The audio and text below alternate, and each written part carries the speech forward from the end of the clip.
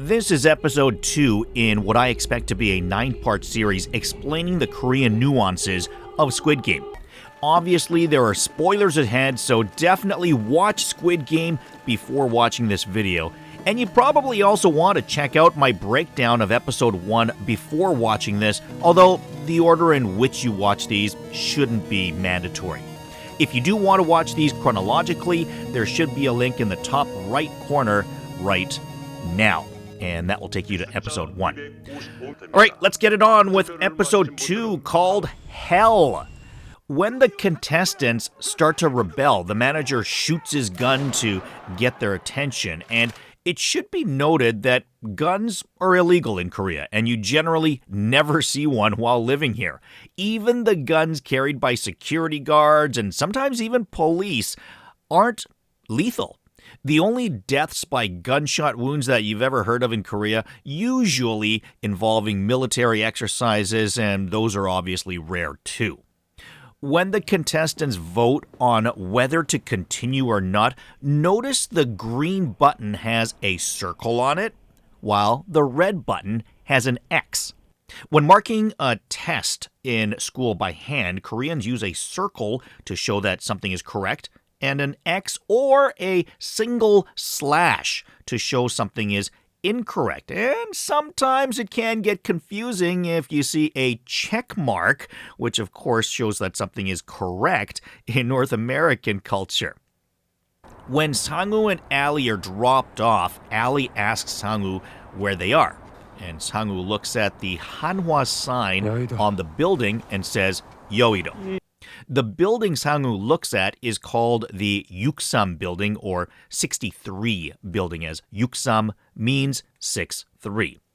It's called that because it's 63 stories, and while it's nowhere near the tallest building in Korea anymore, it was the tallest building in Korea for quite some time. So kind of like the Empire State Building hasn't been the tallest building in America for a long time, but when it was first built and for decades afterwards, it was a landmark skyscraper. So similarly, the Yuksam building, it holds similar recognizability in Korea, not just for being tall, but being tall when nothing else was, and also having an iconic design even back then in 1985 when it was completed.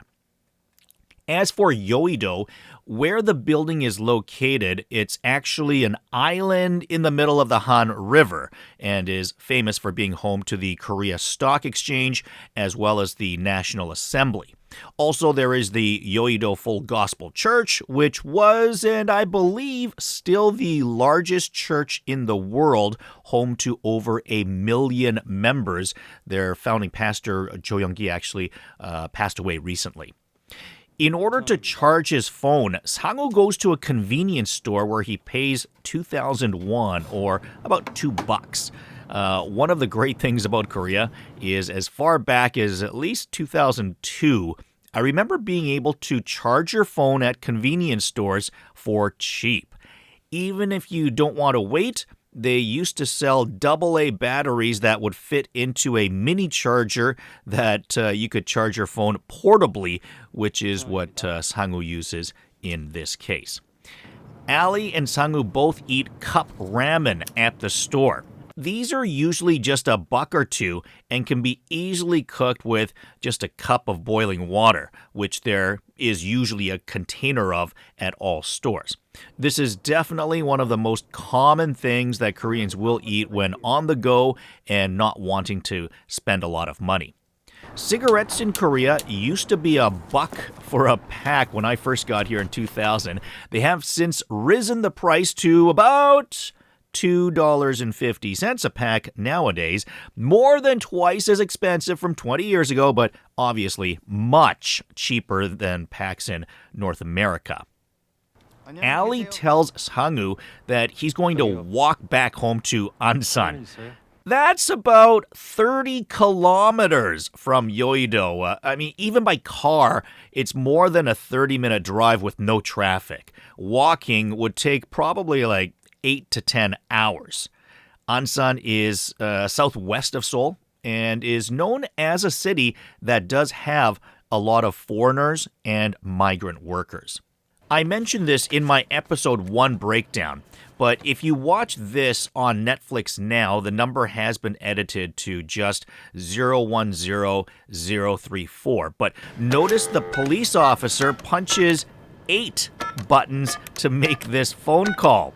Almost all cell phone numbers in Korea start with 010, followed by 8 other numbers. Some only have 7 numbers, but those are old numbers that aren't smartphones.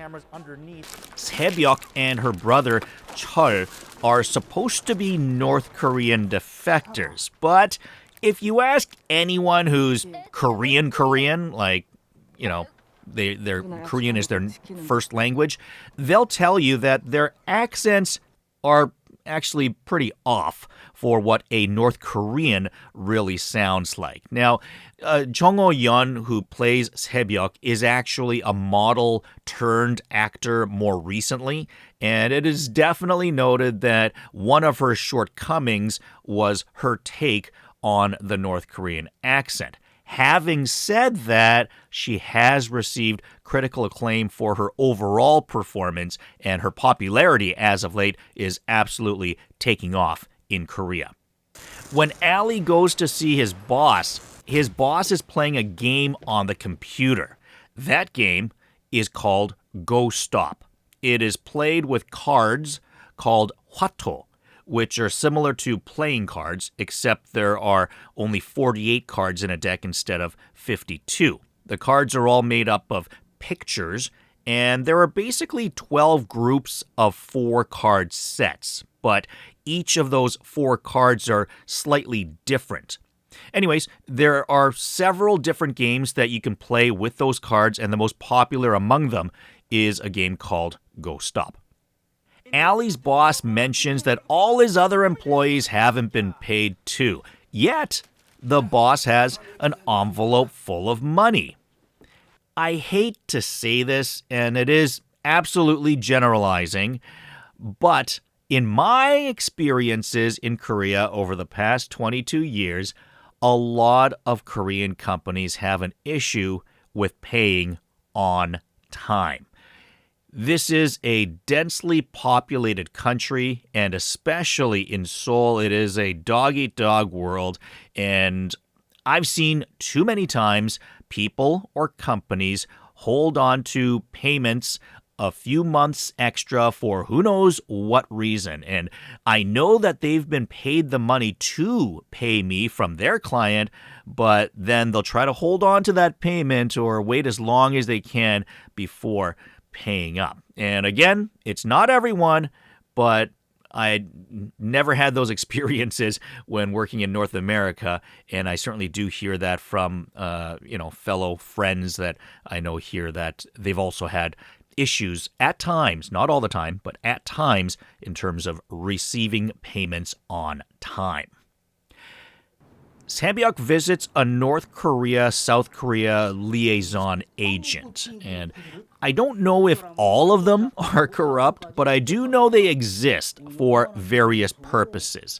In Sae-byuk's case, she's trying to help her parents in the North defect to the South, as she did with her brother. Sometimes richer families in the South who were separated with their families in the North will sometimes use these brokers to send money to their separated families in the North, as well as have snail mail letters delivered back and forth. The 38th parallel, being the most heavily guarded border in the world, obviously makes a lot of this very difficult. So it certainly can lead to both high cost for risky action, as well as scam artists who can't deliver on their promises. I mentioned in episode 1 the prestige and automatic respect you gain for graduating from Seoul National University. When this customer discovers her son graduated from SNU, she immediately asks if he's taken and then offers to set him up. While it's not as prevalent these days, there still are a lot of semi-arranged marriages in Korea. Back in the old days, it was full-on, neither the groom or bride had ever met each other kind of thing, and they were both at the mercy of their respective parents, and then had to learn to live with each other. Nowadays, it's more like parents or friends of friends will try to introduce bachelors and bachelorettes, and if the families are well off, there may even be some kickbacks for the person who helped arrange. And there are even still brokers who make good money off of introducing people, often wealthy bachelors, to beautiful or famous bachelorettes. Korea has led the OECD in suicide rate almost every year, dating back to 2003, and continues to lead the list in 2021. So it's no surprise that someone in so much debt would consider suicide in Korea. There are a few common ways Koreans attempt suicide. They added glass walls and doors to subway platforms nowadays because there were so many suicides by high school seniors within days of the national college entrance exam. Jumping off a building or bridge certainly happens as well, or off a mountain, as was the case with late President Roh Moo-hyun, as well as former Seoul Mayor Park Won-soon. Overdosing on pills or poison also takes place. And then there's what Sangwoo selects, getting drunk and then lighting a quick burn charcoal briquette in a closed-off room, or sometimes can be in a car as well. Suicide is the number one cause of death in Korea for ages 9 to 24, believe it or not. And many celebrities, especially as of late, have turned to suicide for various reasons, and honestly, quite sad. If you ask any foreigner living in Korea what you'll miss most about leaving here, this has got to be up there on the list. Being able to go to a convenience store, buy a bottle of soju for $1, or 4 pints of beer for $10, and then sit at the tables and chairs provided to get a good buzz for cheap with your buddies.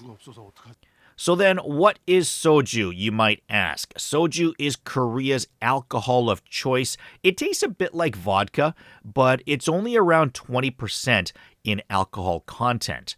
There's all sorts of different varieties of soju, which is distilled, but this typical green bottle, around 350 milliliters, is what everyone drinks, and it goes for about $1 a bottle and is typically taken as a shot.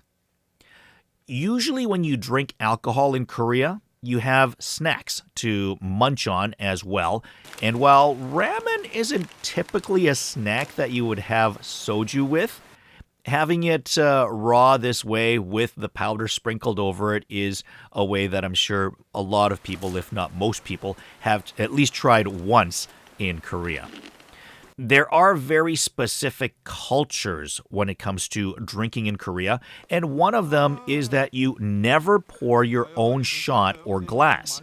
Also, age is very important in Korean culture, so certainly you would never, ever allow someone older than you to ever pour for themselves. I mentioned before that guns are illegal in Korea and generally pretty hard to find, so even for gangsters and thugs, if you want to kill or intimidate someone, knives are usually the weapon of choice. I hope you enjoyed my breakdown of episode 2. Make sure you like the video and subscribe to the channel so you're up to date as I upload more episode breakdowns. Thanks for watching.